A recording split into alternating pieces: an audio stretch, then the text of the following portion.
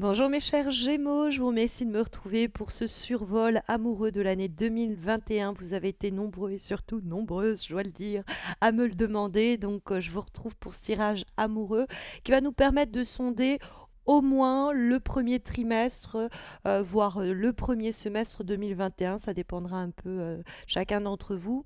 Je pense d'ailleurs également créer à partir de 2021 des horoscopes mensuels amoureux, exclusivement amoureux, en plus de ceux donc généralistes que je réalise depuis 2015.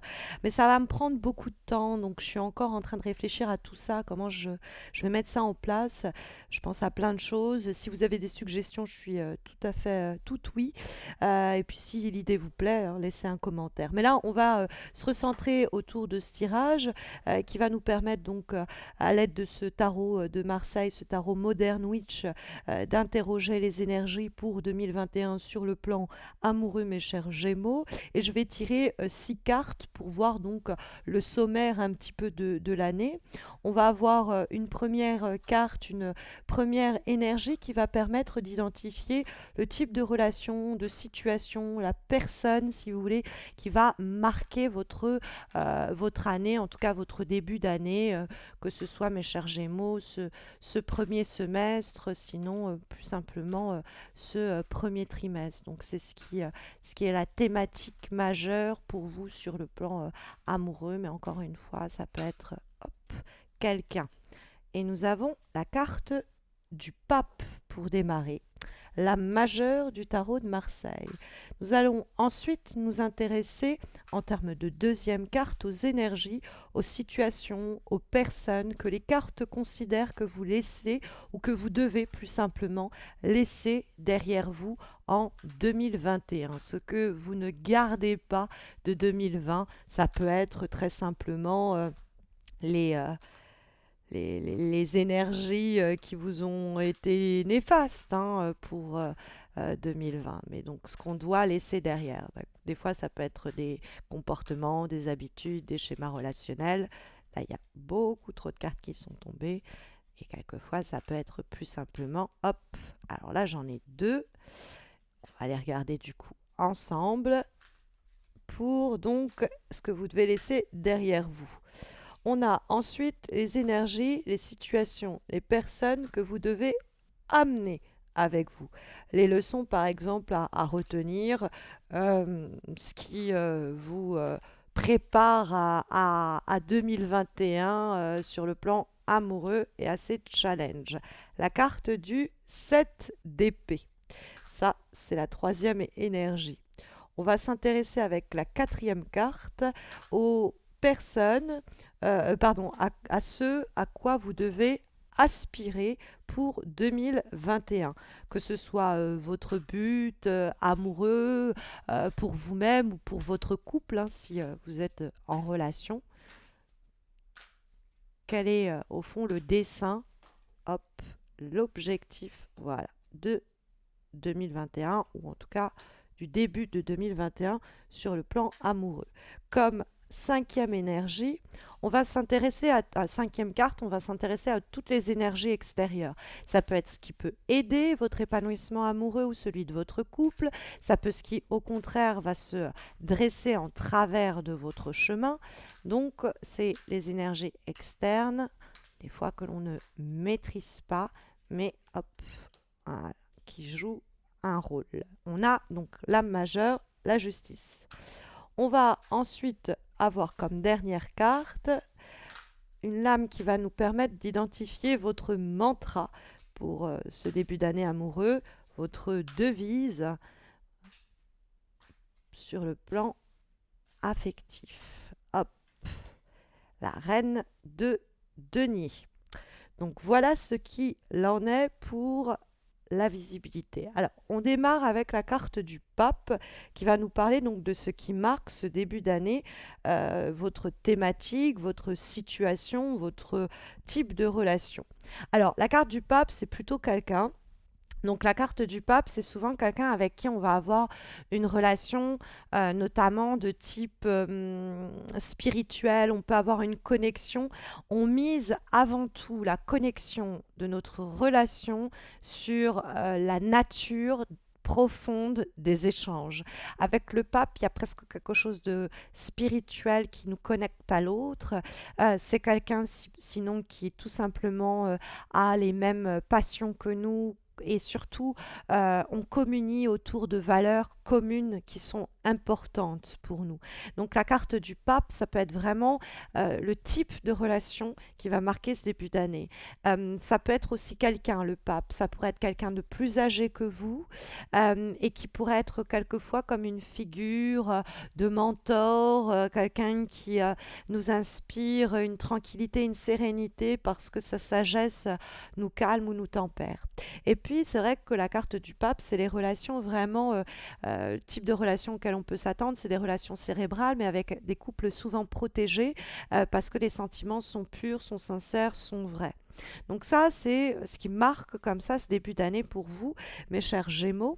Et on va avoir ensuite deux lames majeures qui sont sorties ensemble, donc je les ai gardées, celle de la force et celle du chariot, et qui va nous permettre d'identifier les énergies, les situations, les personnes que vous laissez ou que vous devez laisser derrière vous. Alors, ça peut nous parler de laisser derrière vous, au fond, les personnes qui vont soit être trop directives, c'est-à-dire les gens qui vous laissent peu la possibilité de vous faire entendre parce que c'est eux qui anticipent tout, c'est eux qui forcent les choses, c'est eux qui commandent. Donc la carte de la force et du chariot, c'est eux qui font la pluie et le beau temps. S'ils ont décidé qu'on se voit, on se voit. S'ils ont décidé qu'on ne se voit pas, eh ben, on devra se passer d'eux. Et donc ça, c'est vraiment le genre de situation ou le genre de relation qu'on doit laisser derrière nous avec la carte du chariot et de la force parce que ce sont des cartes où on a un petit peu cette idée que l'autre euh, donne le rythme de la situation, donne la direction des choses. Et donc, on dépend un petit peu de ce qu'il a décidé, de ce que l'autre a décidé de faire ou non. Après, ça peut être aussi, c'est vrai, à titre plus personnel, quand vous avez le sentiment qu'il y a une forme euh, d'aventure, d'expérience qu'on cherche avec vous, mais que ça va nulle part, que s'il faut comment dire responsabiliser un petit peu plus la relation, c'est toujours à vous de le faire. Bah, c'est aussi ce type de situation, de relation qu'on doit laisser derrière soi. La relation, pardon, comment dire, la leçon que l'on doit en revanche retenir pour 2021, c'est la carte du 7 d'épée qui va l'illustrer. Cette carte du 7 d'épée, elle est là pour nous parler donc des leçons par exemple que vous avez retenues pour 2021 et que vous avez tirées de 2020. La carte du 7 d'épée, c'est un petit peu malheureux, mais ça pourrait être vraiment au fond l'idée de rester toujours pas méfiante, mais ou méfiant en l'occurrence, mais sur l'idée qu'il faut toujours euh, voir si on nous raconte pas des bêtises, si on n'essaye pas de nous mentir, si on n'essaye pas de nous tromper, garder toujours les deux yeux bien ouverts. Parce que le 7 d'épée, ça peut être que on s'est rendu compte au cours de 2021 que en fait, autour de nous, les rencontres qu'on avait faites, c'était des gens qui étaient pas très carrés, qui nous quittaient pour aller rejoindre d'autres personnes ou qui entretenaient des relations peu claires et peu catholiques, comme dirait l'autre, avec d'autres personnes. Et donc, c'est de toujours devoir être en train de se dire, est-ce qu'on m'induit pas en erreur? Est-ce qu'on me cache pas des choses? Est-ce qu'on me trompe pas? Est-ce qu'on me ment pas? Et ça, c'est malheureusement une leçon de 2020, de faire confiance une fois qu'on a bien tâté le terrain. De la même façon, la carte de Seven of Swords, du 7 d'épée, c'est l'idée que nous-mêmes, on doit avoir une telle attitude, c'est-à-dire irréprochable, savoir dire les choses, ne pas se cacher derrière de fausses excuses, savoir dire ce qu'on a fait de mal, savoir dire ce qui nous déplaît, ne pas éviter certaines discussions, ne pas dissimuler, ne pas cacher. Hein, s'exprimer clairement, ici c'est la leçon à retenir pour le plus d'épanouissement amoureux sur au moins ce début d'année affectif. On va avoir ensuite la carte donc du 8 de bâton qui va quant à elle, mes chers Gémeaux, nous permettre d'identifier ce à quoi vous pouvez ou devez plus simplement aspirer en 2021, que ce soit votre but en termes d'épanouissement affectif ou que ce soit un objectif pour votre couple, etc.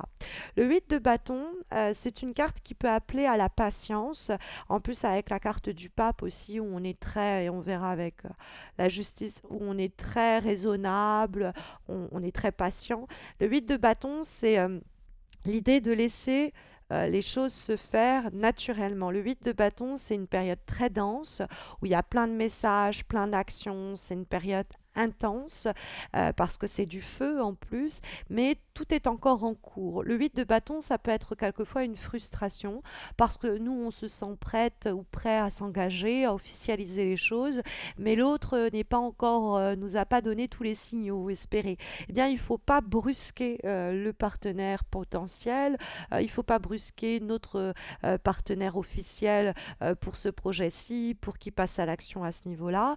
Faut le laisser parce qu'avec le 8 de bâton, ce sera peut-être à son rythme qui n'est pas le vôtre, mais ça adviendra. Les choses s'officialiseront, cette décision sera prise. Il y a certaines initiatives qui sont menées en ce début d'année sur le plan amoureux ou certaines situations qui prennent vie, qui prennent forme, qui sont nourries, qui sont riches, qui sont denses et qui viendront apporter pleinement leurs fruits, mais un peu plus tard. Donc, on ne précipite rien. Ça pourrait être une recommandation ici.